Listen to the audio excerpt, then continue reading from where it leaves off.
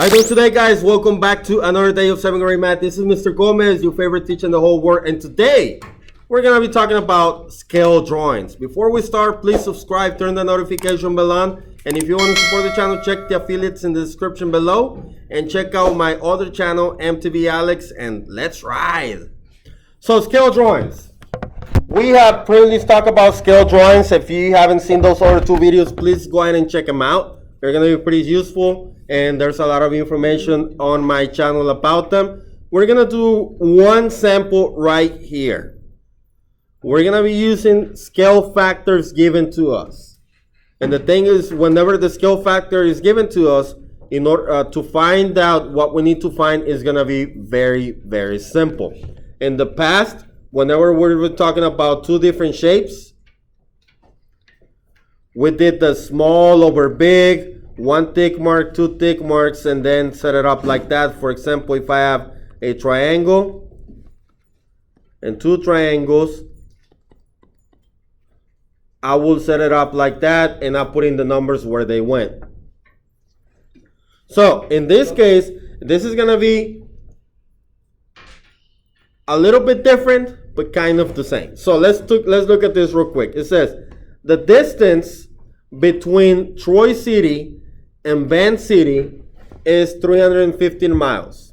How far apart are they on the map? And we're gonna use the scale given to us on the top, right here. We're gonna be using this scale for questions 1 and 2. I'm only gonna do 1. You guys are gonna be doing number 2.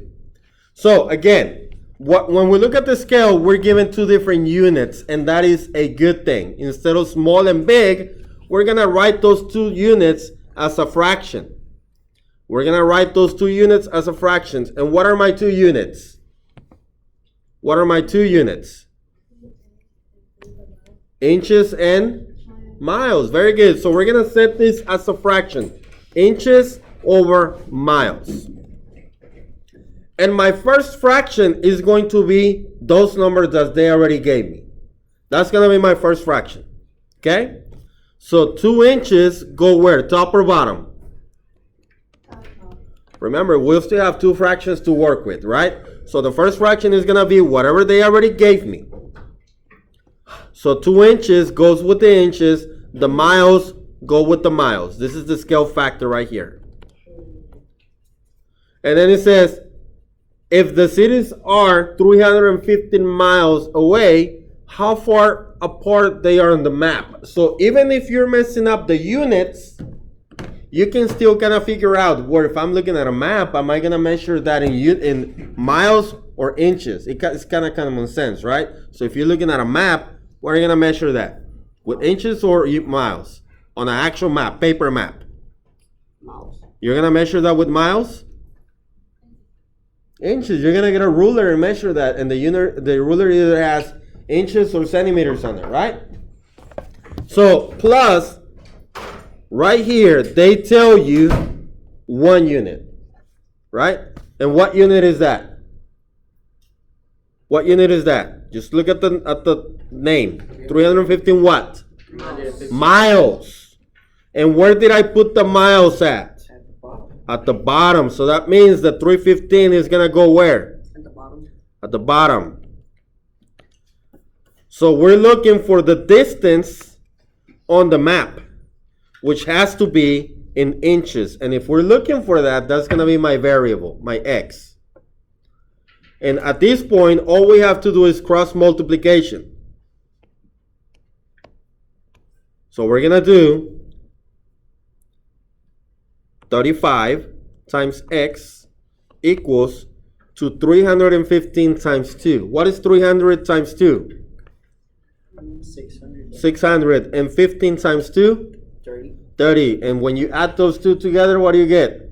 630. 630. Very good. So basically, it's 315 times 2 gives you this number right there. Okay?